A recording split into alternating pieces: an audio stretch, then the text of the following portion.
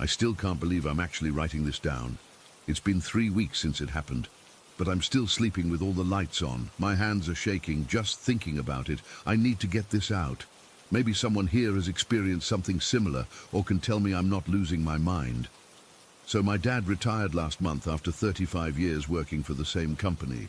He'd always dreamed about moving somewhere quiet, where he could fish and read all those books he never had time for. When we found this massive house in Oakwood Valley for basically half what it should cost, it seemed perfect. The realtor kept emphasizing what a unique opportunity it was, but wouldn't really explain why the previous owners were selling so cheap.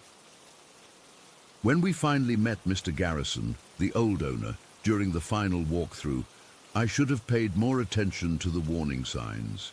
He was this skinny old man with these intense eyes that kept darting around the room like he was watching for something. While my parents were signing papers, he cornered me in the kitchen. "You seem like a sensible girl," he whispered, his breath smelling like peppermints and coffee. "There are disturbances here, unworldly things. They don't show themselves to everyone. But when they do," he trailed off, looking over his shoulder. My dad walked in, and Mr. Garrison shut up immediately. Later, when I mentioned it to my parents, my mom just rolled her eyes and said the poor man probably had dementia. Dad joked that for the price we got, he'd happily deal with a few ghosts. We moved in the next week. It's a huge place. 5 bedrooms, 3 bathrooms, this massive basement, and acres of forest surrounding us. Perfect for my grandparents to have their own space, and for my sister Jen and me to not kill each other. Our 3 dogs loved it too. Lisa, our German shepherd, and the labs, Tina and Maria. They spent the first few days running around the property, chasing squirrels and exploring. Everything was normal for about 2 weeks. Then my cousin announced her last-minute wedding across the state. My family had to go, but I had these massive exams coming up that I couldn't miss. Since I was 20, everyone agreed I'd be fine staying behind with the dogs for the 4 days they'd be gone. The first day alone was actually nice. I had the whole house to myself, blasted music while studying, ordered pizza, and binge-watched shows without my sister complaining. The dogs were being their usual selves, following me from room to room, begging for scraps. It was the first night when things started feeling off. I was studying in my room around 11 when I heard this weird thudding sound from downstairs. At first I thought maybe one of the dogs had knocked something over, but when I checked, all 3 were right there with me, looking alert. Lisa's ears were perked up, and she was staring at my bedroom door. "What is it, girl?" I asked, and that's when I heard it again, like someone dropping a heavy book on the floor, followed by what sounded like footsteps. I grabbed my phone and the baseball bat my dad had left just in case, and went to check. Nothing was out of place downstairs. No broken windows, all doors still locked. I told myself it must have been the house settling or something falling in the pantry. But when I went back upstairs, all 3 dogs were huddled together on my bed, which was weird because Maria usually sleeps on the floor and Tina always wants her own space. I managed to convince myself it was nothing and eventually fell asleep around 2 in the morning with all 3 dogs crammed onto my bed. The next day, I woke up late, around 10. Everything seemed normal in the daylight. I made coffee, fed the dogs, and set up my study materials in the living room for a change of scenery. Around noon, I let the dogs out into our fenced backyard. That's when I noticed Lisa acting strange. Instead of running around like usual, she stood at the edge of the yard, growling at the tree line. The labs were huddled by the door, whining to come back in, which was completely unlike them. They usually love being outside. I called Lisa back, but she wouldn't come until I physically went and got her.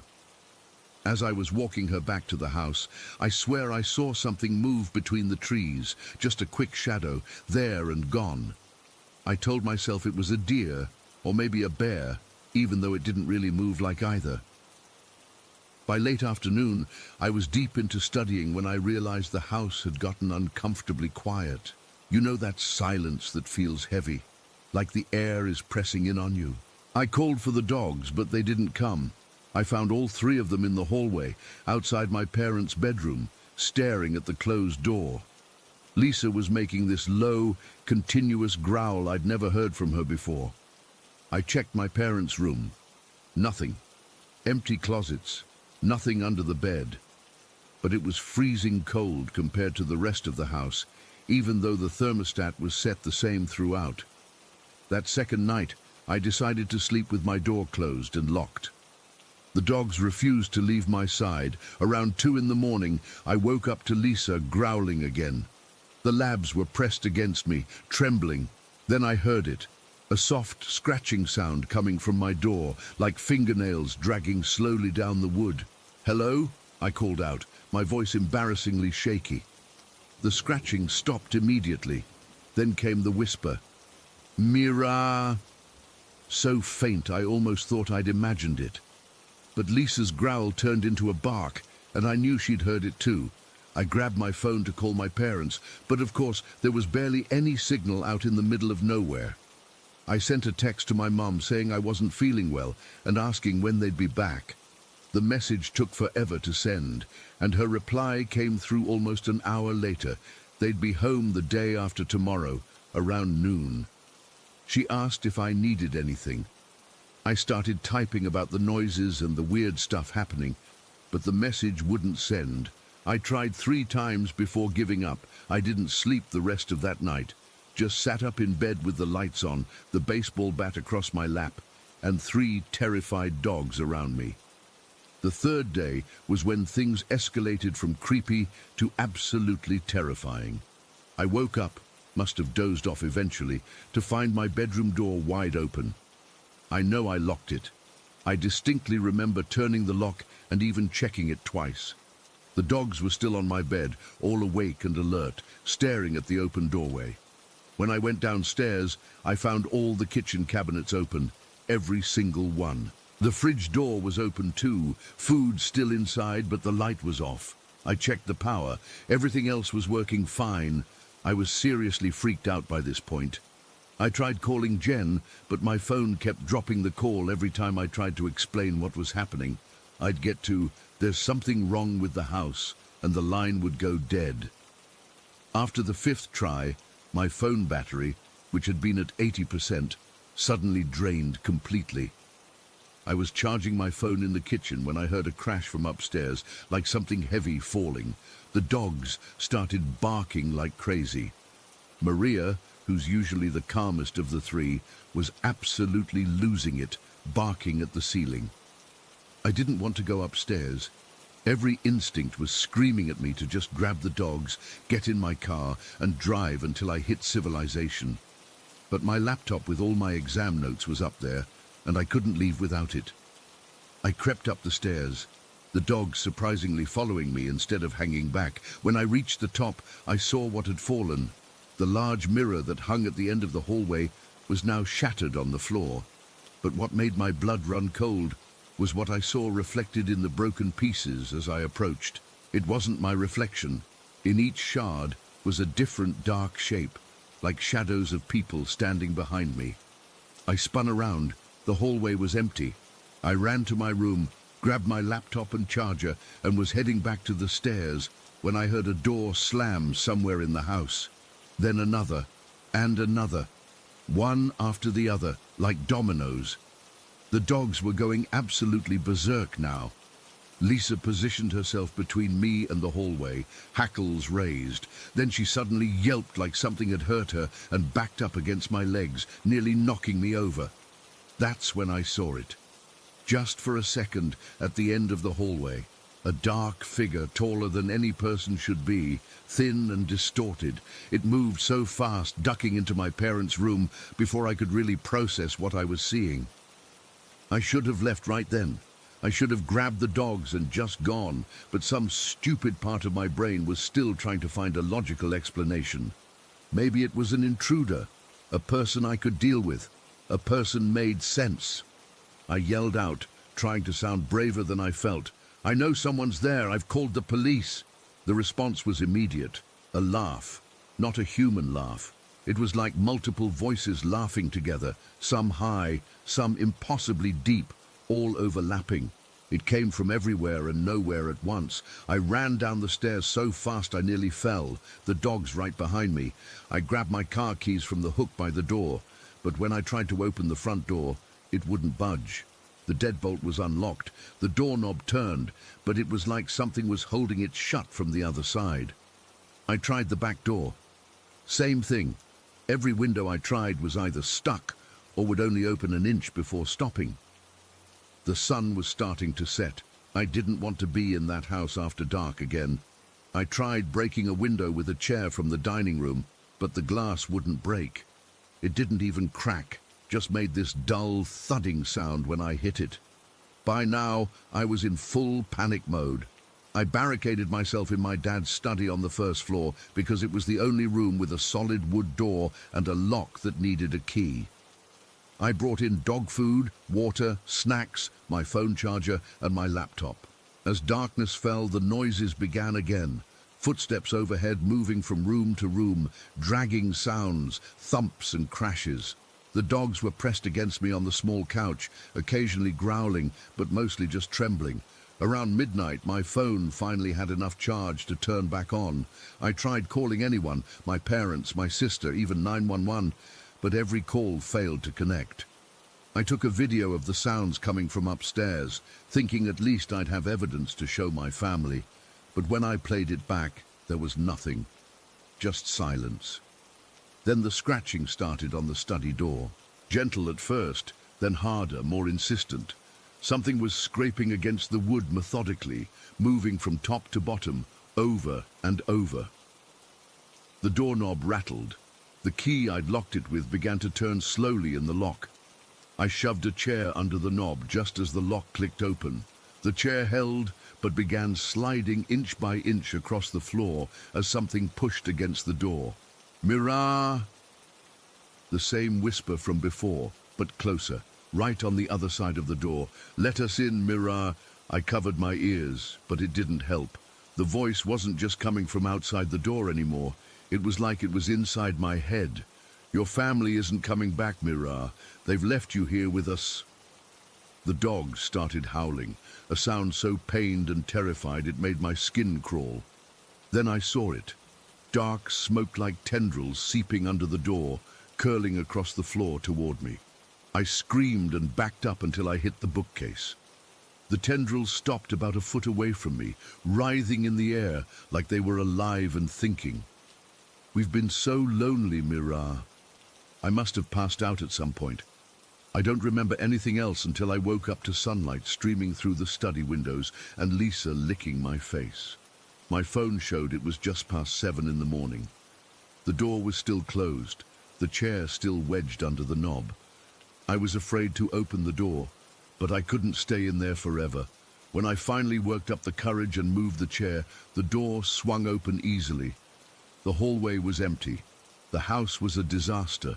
Furniture overturned, picture frames shattered, curtains torn down. But the front door now opened without any resistance. I loaded the still terrified dogs into my car and drove straight to the nearest gas station about 15 miles away. I sat in their parking lot until my family called, frantic because they couldn't reach me. I told them there had been a break-in, that the house was trashed. They came back early. The police found no evidence of forced entry, no footprints in the soft ground around the house, no fingerprints except our own. They blamed it on vandals, probably local teens who knew the house was temporarily empty, except for the college girl. My family believed the police. They cleaned everything up, installed a security system, and life supposedly went back to normal. Except it's not normal. The dogs still won't go upstairs. Lisa sleeps positioned between my bed and the door every night. Sometimes I wake up with fresh scratches on my arms or back that I don't remember getting. And last night, as I was falling asleep, I heard it again, just barely, like a breath against my ear. "We're still here, Mira." Story 18. I've spent 3 weeks trying to make sense of what happened during our trip to Edinburgh last month. I thought writing it down might help, but honestly, I'm still shaking just thinking about it. I'm not usually one for ghost stories or the paranormal. I'm pretty level-headed normally. But what James and I experienced in Mary King's Close has completely shattered my understanding of reality. We were in Scotland for a friend's wedding and decided to spend a few extra days exploring Edinburgh. The city has this incredible vibe, all Gothic architecture and narrow winding streets built on hills, with the castle looming over everything. We'd done most of the typical tourist stuff, the castle tour, whiskey tasting, the Royal Mile, but everyone kept telling us we had to check out Mary King's Close. For those who don't know, Mary King's Close is essentially a network of underground streets that were built over centuries ago. They just sealed them up and built on top of them. Real people lived and worked down there, and then during the plague, it became this horrific place where they essentially quarantined the sick and left them to die. At least that's what our guide told us. We booked an evening tour, which I now realize was our first mistake. The tour was small, just 8 of us, plus the guide, who was this theatrical guy called Malcolm, with a thick Scottish accent, who clearly loved playing up the creepy factor. He wore this period costume and carried a lantern, which honestly felt a bit cheesy at first. The entrance was unassuming, just a door off the Royal Mile that led into what looked like a normal building. But then we started descending these narrow stone stairs, and the temperature dropped noticeably. The walls were damp, and there was this musty smell that hit you immediately, like old stone and earth and something else I couldn't place. Malcolm explained that we were now walking beneath the city council buildings in streets that had been active in the 16th and 17th centuries. The passageways were claustrophobically narrow. I'm not usually claustrophobic, but I found myself having to take deliberate deep breaths. The ceilings were so low in places that James, who's 6'2", had to duck. Malcolm told us about the living conditions, how entire families would crowd into tiny rooms, about the businesses that operated down there, a butcher, a sawmaker, taverns. It was fascinating but depressing to think about people living in these dark, cramped spaces. About halfway through the tour, we entered what Malcolm called Annie's room. He explained that a psychic who had visited in the 1990s had sensed the presence of a little girl named Annie, who had been abandoned during the plague. Apparently she was upset because she'd lost her doll. Since then, visitors had started leaving toys and trinkets for her. The room was small and would have been someone's entire home. In the corner was a pile of stuffed animals, dolls, and little toys. While Malcolm was talking, I felt this unusual cold spot right next to me. It was significantly colder than the rest of the room, which was already chilly. Something compelled me to whisper, "Annie, are you here?" I don't know why I did it. I'm not normally that person. James gave me a look like I was being ridiculous. The second after I said her name, there was a distinct knock from the corner of the room where all the toys were. Not a settling building noise or someone in our group, a deliberate knock, like someone rapping their knuckles on wood. Everyone in the tour group looked around nervously, and Malcolm raised his eyebrows dramatically, clearly thinking it added to the atmosphere. "Annie seems to be acknowledging you," he said with a theatrical lilt in his voice. I laughed it off, but my skin was crawling. We moved on, deeper into the close. As we walked, I kept feeling these little tugs on my scarf. At first, I thought it was just catching on something, but there was nothing around me to catch on. It felt exactly like when a child playfully pulls on your clothing to get your attention. I kept turning around, but there was just the rest of the tour group behind me. By this point, I was genuinely unsettled. I whispered to James about the tugging, and he tried to reassure me it was just drafts or my imagination working overtime in the spooky setting. I wanted to believe him, but it felt so deliberate.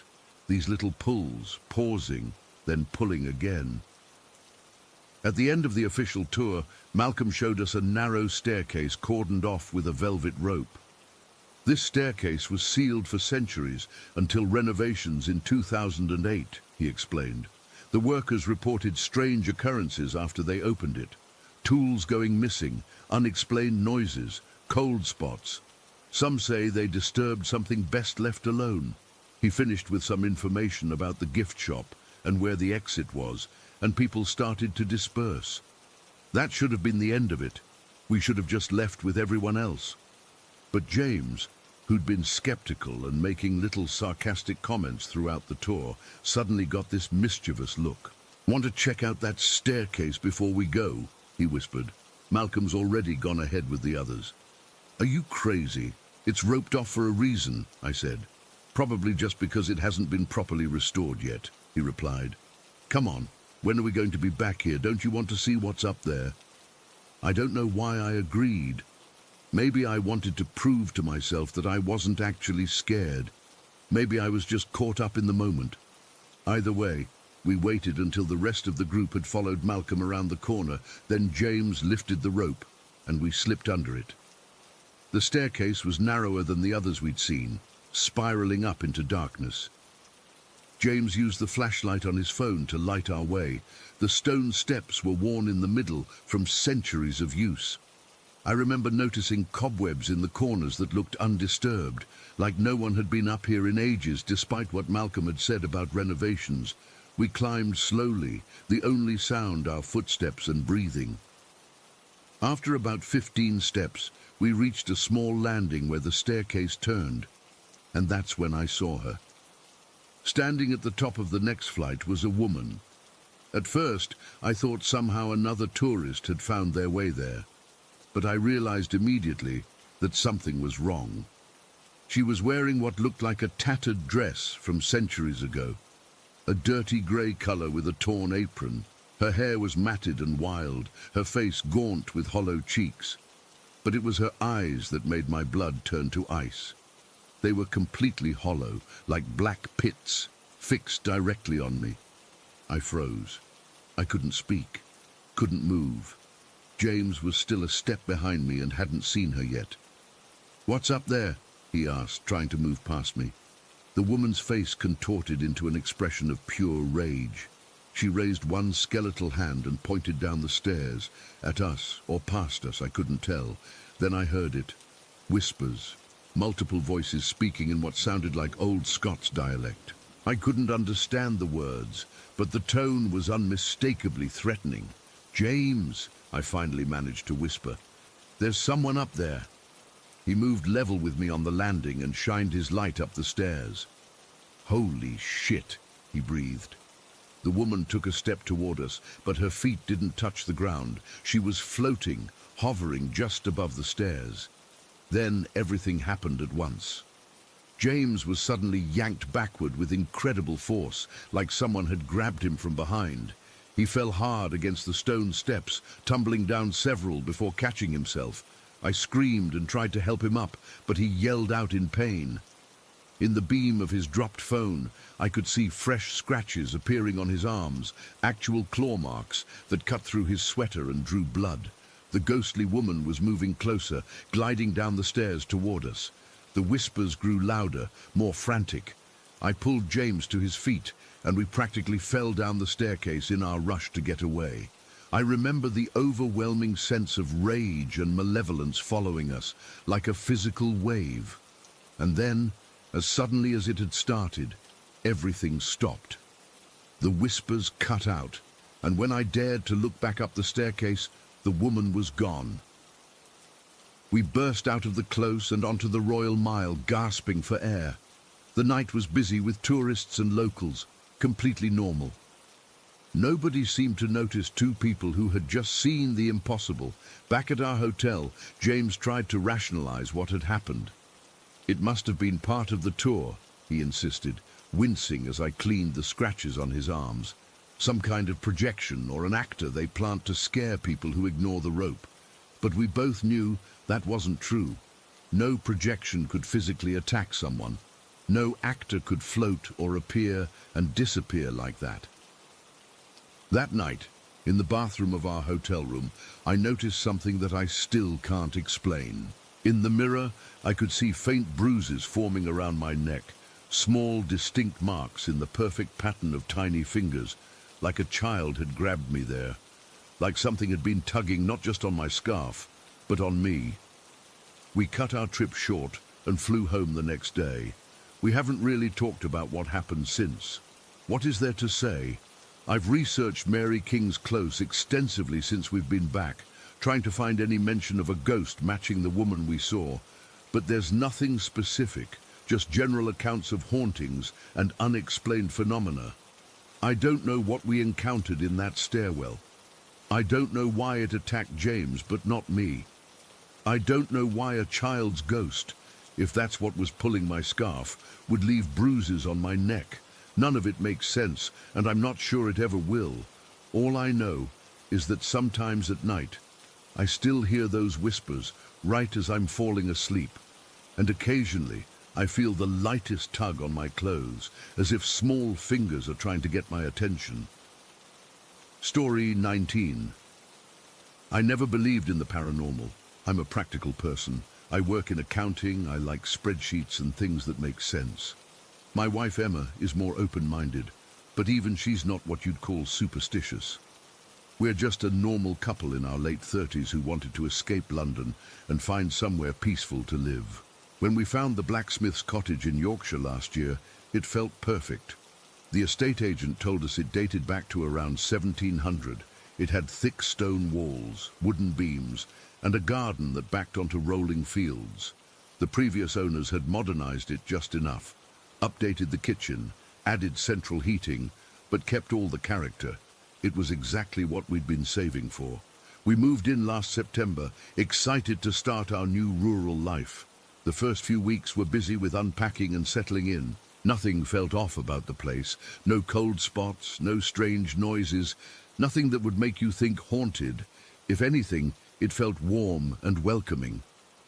I remember joking to Emma that a house this old should at least have one ghost, but it seemed we'd lucked out with a spirit-free zone.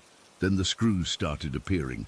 The first one showed up about 3 weeks after we moved in. We'd been out for dinner at the local pub, came home tired, and were getting ready for bed. Emma pulled back the duvet, and there it was, a single metal screw lying perfectly centered on our mattress. It wasn't particularly remarkable, just a standard silver Phillips head screw, maybe an inch long. "Did you put this here?" she asked. I hadn't. We'd made the bed together that morning, and neither of us had been in the bedroom since. We checked if it could have fallen from the ceiling or the headboard, but everything was secure. We eventually shrugged it off. Maybe it had been caught in the sheets somehow when we made the bed. I put the screw in my bedside drawer and forgot about it, until the second one appeared. Emma was walking upstairs alone about a week later when she felt something hit her shoulder and bounce onto the step. It was another screw, similar to the first. She called me immediately, and I came running from the garden. Mark, it literally fell out of nowhere. I was alone on the stairs. We looked up at the ceiling. Nothing loose, no place it could have fallen from. The cottage has exposed wooden beams throughout, but they're solid oak with no visible screws or nails. "Maybe it was caught in your clothing," I suggested, though Emma had been wearing a t-shirt she'd just put on clean from the laundry. A few days passed without incident, and we almost forgot about it. Then Emma put on her dressing gown one morning and reached into the pocket for her phone. Instead, her fingers found a screw. She emptied the pocket completely, just the screw. She swore it hadn't been there the night before, when she'd hung up the gown. We started to joke about our screw ghost, though neither of us truly believed that's what it was. We assumed there must be a logical explanation. Maybe the previous owners had done renovations, and somehow screws had gotten lodged in strange places around the house. Then we had a heavy storm. One of the gutters was making a terrible racket, so I climbed up a ladder to check it out once the rain stopped. As I reached the top of the ladder, I noticed something odd. A screw, perfectly balanced on a roof tile, right above where my head would be. It was sitting there, as if someone had carefully placed it. The roof had been pounded by heavy rain and wind for hours. There's no way that screw should have stayed balanced like that. I brought it down, compared it to the others we'd found. This one looked older, darker, like it had been exposed to the elements. I was starting to get genuinely puzzled. The incidents kept happening, becoming more frequent and harder to explain away. About a month after moving in, Emma was kneeling on the floor applying wallpaper in the living room. She turned briefly to grab her brush, and when she looked back, there was a screw sitting on the floor, just an inch from where she was working. It definitely hadn't been there seconds before. She called me in to see it, and as I stepped into the room, I felt something under my foot, another screw. Emma swore it wasn't there when she called me. The floor had been completely clear. The following weekend, I was painting the spare bedroom. I had everything laid out methodically: paint can, roller, brush, cloth for spills. I turned to dip the roller, and when I looked back, there was a screw sitting next to my paint can. I'd been alone in the room for over an hour, and I know with absolute certainty it hadn't been there before. We started keeping the screws in a jar in the kitchen. Within 2 months, we had collected 14 of them. They varied in appearance. Some looked brand new, shiny silver, while others were darker, older looking. Some were small, others larger. They were all definitely screws though, not nails or tacks or anything else. One evening, I was sitting alone watching TV. Emma had gone to visit her sister for the weekend. Something hit my shoulder and bounced onto the sofa beside me. Another screw. I was completely alone in the house. No windows were open. There was nowhere it could have fallen from. I got up and checked the ceiling, the walls, the light fixtures.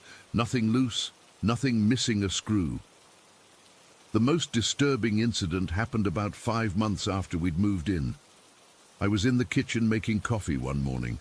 I was standing by the counter waiting for the kettle to boil when I saw something in my peripheral vision. I turned just in time to watch a screw.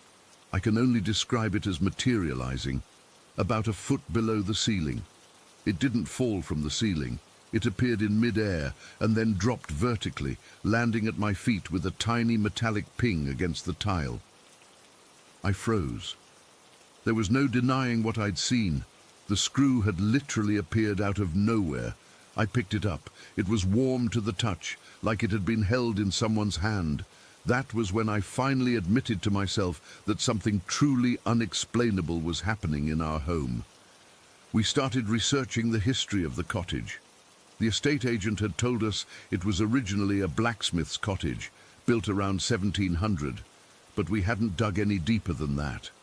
We visited the local historical society and looked through their records. The cottage had indeed been built for a blacksmith named Thomas Harding in the early 18th century. He had lived and worked there for over 40 years, with his forge attached to what is now our kitchen. According to the records, he was known for his metalwork throughout the region, particularly for the quality of his nails and screws, which were apparently superior to most available at the time. Thomas had died in the cottage in 1752. The cause of death was listed as an accident. Apparently, he had fallen from the roof while making repairs. The records mentioned he was found with one of his own screws clutched in his hand. After Thomas died, the forge was eventually converted into living space, and the cottage passed through many owners over the centuries. There was no mention of anyone else experiencing anything unusual. We discussed moving, but we'd put most of our savings into this place, and despite the strangeness, we never felt threatened. The screws were odd and sometimes startling, but never seemed malicious. If anything, they felt like reminders, like someone saying, "I'm still here, this is still my home too." We came to a kind of understanding with whatever or whoever was causing the phenomenon. We'd find a screw, acknowledge it, add it to our collection, and carry on. Sometimes weeks would pass without incident, then we'd find 3 in one day. The screws seem to appear most often when we're doing work on the house, painting, wallpapering, making repairs. It's almost like Thomas is supervising, making sure we're taking care of his home. Once, when a plumber was doing some work for us and doing a particularly sloppy job, 3 screws appeared in quick succession around him. We took the hint and hired someone else to finish the work. We've now been in the cottage for just over a year. The screws still appear occasionally. We've collected 37 in total. We've had a few friends and family members witness it happening, which at least reassures us we're not both experiencing some shared delusion. Last week, Emma found an old photograph at an antique shop in the nearby town. It shows our cottage as it looked in the late 19th century, with a family standing outside. In the background, you can just make out the outline of a man in the upstairs window. The shop owner couldn't tell us who it was. The photo had no information with it. When we brought it home and examined it more closely, we noticed something in the blurry figure's hand, what appears to be a small metal object, about the size and shape of a screw. I still don't know what to make of all this. I'm not saying our house is haunted by a blacksmith who keeps leaving his screws around. That sounds ridiculous when I say it out loud. But I also can't explain what's happening. I've set up cameras, checked for hidden compartments in the walls and ceilings, looked for any trick or mechanism that could be causing this. Nothing. All I know is that somewhere in this ancient cottage, something is happening that defies logical explanation. And every time I find another screw, I simply say, "Good morning, Thomas," and add it to our collection.